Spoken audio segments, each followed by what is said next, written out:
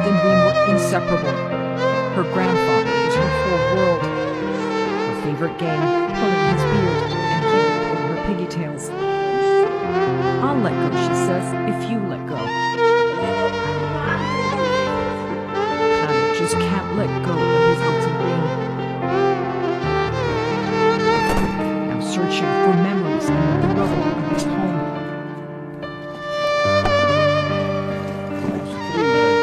This was Reem's doll, he says.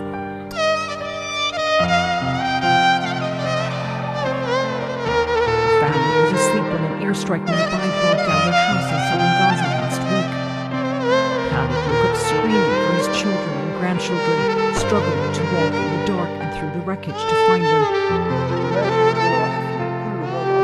I couldn't find anyone. They were buried underneath all this rubble, he says. My daughter Mesa is here. Her children, Reem and Tarek, were here in her arms. Mesa and her sister barely survived. After a few days of intensive care, they're now recovering at a relative's house. I felt something heavy on top of me. I started screaming, Lisa says.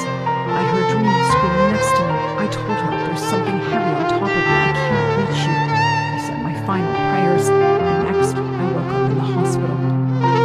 Lisa woke up to the news. Her 3- and 5-year-old children were gone. Their lifeless bodies found together under the rubble. They slept next to each other that night.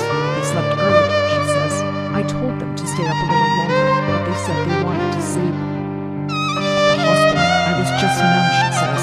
I hugged them. I wanted to get as many hugs as I could. No matter how much I hugged them, I didn't get enough.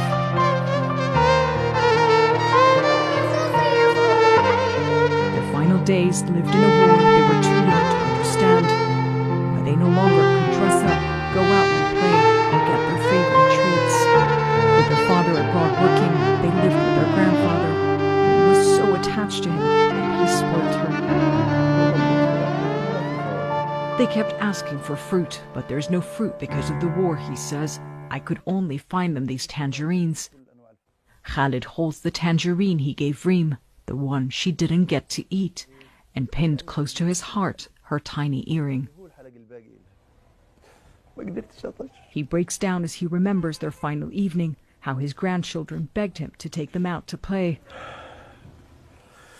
But he couldn't. Airstrikes were everywhere. Khalid says he's not a fighter. They had nothing to do with the war, but like so many in Gaza, his family paid the price. Khalid held Reem in his arms for one last time. He hugged her motionless body, opened her eyes, and kissed her goodbye. I was asking her to kiss me like she used to, but she didn't, he says. I used to kiss her on her cheeks, on her nose, and she would giggle. I kissed her, but she wouldn't wake up, he recalls. I held Tarek. I fixed his hair the way he liked it. I was wishing, hoping they were only sleeping, he says, but they weren't sleeping. They're gone. Gone a month before her 4th birthday, a birthday Reem shared with her grandfather. She was the soul of my soul, Khalid says. Jumana Karachi, CNN, London.